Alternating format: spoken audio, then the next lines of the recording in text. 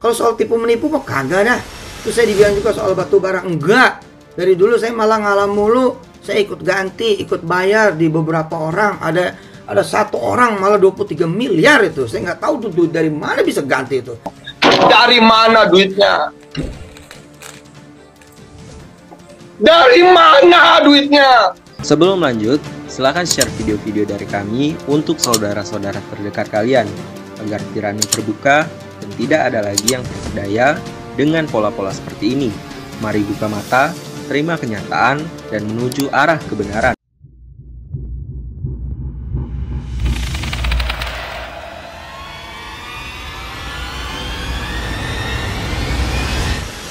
Kasus investasi batu bara Jabal Nur terus bergulir. Dengan data yang lebih akurat, salah seorang penggugat membuat Yusuf Mansur CS kewalahan.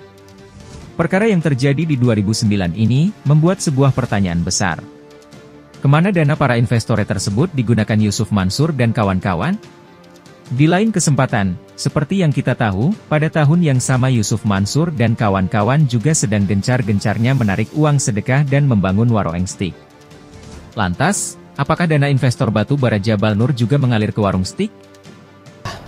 Alhamdulillahirrabbilalamin, hari ini barusan saja keluar kurang lebih ya sekitar 10 menit dari ruangan persidangan, yang mana hari ini berkaitan dengan sidang perkaranya. Selaku penggugat itu Bu Ilis Siti Rohmah yang saya wakili selaku kuasa hukum, kemudian melawan BMT Darussalam Madani, Yusuf Mansur dan kawan-kawan selaku tergugat begitu, termasuk Pondok Pesantren Darul Quran turut tergugatnya begitu Mas Haji.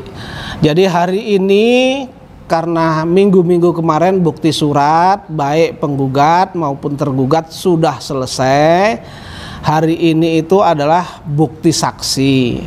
Hari ini sebagai penggugat, saya selaku kuasa hukum penggugat menghadirkan 2 orang saksi, yaitu saudara Heri Mustafa dan saudara Nur Kholik. Nah, saksi ini di samping mereka mengetahui tentang investasi berkaitan dengan batu bara ini, beliau juga korban dalam investasi batu bara yang digalang oleh Yusuf Mansur.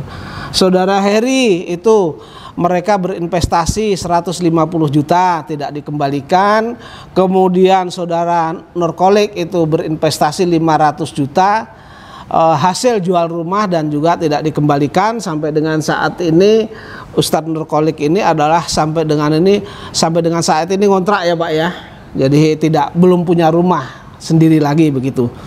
Nah, sesuai dengan saksi yang saya ajukan tadi, kedua-duanya menerangkan di hadapan majelis hakim mengatakan bahwa investasi bisnis batu bara itu memang real atau ada ya.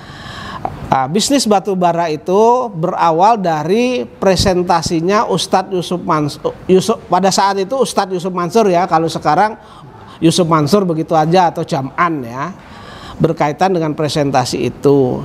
Nah, Yusuf Mansur itu di dalam Masjid Darussalam mereka berpresentasi bahwa ini ada bisnis bagus, kemudian untungnya dunia akhirat yang diceritakan oleh 2 saksi ini. Satu, kalau menanamkan investasi ini akan mendapat pembagian keuntungan, terus kemudian dari pembagian keuntungan itu bisa bersedekah ke Pondok Pesantren Darul Quran, yang mana di sana adalah mendidik anak-anak bangsa ini menjadi tahfiz atau takfiso Al-Quran begitu, sehingga mereka juga tertarik begitu.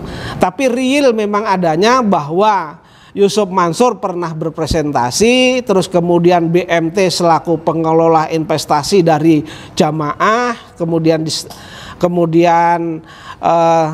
tergugat 3 Adiansah direkturnya pernah mengajak ke lokasi tambang batu bara, kemudian berkaitan dengan itu memang seolah-olah tambang batu baranya ada, tetapi para saksi ini tidak mengetahui apakah itu miliknya PT Adi Partner Perkasa atau tidak begitu. Yang perlu digarisbawahi bahwa Investor itu seluruhnya kurang lebih ada sekitar 250 orang, kemudian kerugian sekitar 50 miliar yang belum dipulangkan, terus kemudian sampai dengan saat ini itu tidak ada itikat baik dari Yusuf Mansur, kemudian BMT Darussalam dan kawan-kawan untuk mengembalikan investasi jamaah ini, sehingga masuklah Bu Ilis ini sebagai penggugat dalam perkara ini begitu. Kita diajak itu makan malam, habis selesai makan gudeg di Jalan Solo itu. Ustadz Yusuf didampingi panitia semua bermobil-mobil parkir. Saya kemudian datang telat sama istri saya, boncengan naik motor.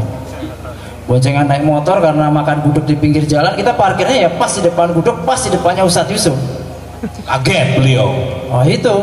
Oh, wani-wani nih. Parkir naik motor turun kemudian. Ini saking gak enaknya beliau, Mas, nanti saya pulangnya bonceng sama Mas Yudi aja ya, istri biar naik mobil. Saking kepingin nyenengin saya tuh, kan beliau udah janji tuh sedekah mobil nanti dapatnya Alphard, sedekah kijang dapatnya Alphard. Tapi berbulan-bulan kemudian datang malah naik motor gitu loh. Saking gak enaknya beliau tuh mau saya boncengin. Wah saya kepingin banget nih, istri saya udah Bu naik mobil sama panitia aja, saya tak boncengin pusat buat nyenengin gitu. Kemudian apa? Berikutnya, hari berikutnya Ustadz Yusuf tuh sampai ngomong ke panitia, saking gak enaknya mas saya, ngomong ke panitia, udah balikin aja kijangnya. Saya kok gak enak sama Mas Jody gitu. Sampai keluar omongan kayak gitu. Gue udah bilang jangan ngaji sama Yusuf Mansur. Lu bandel sih.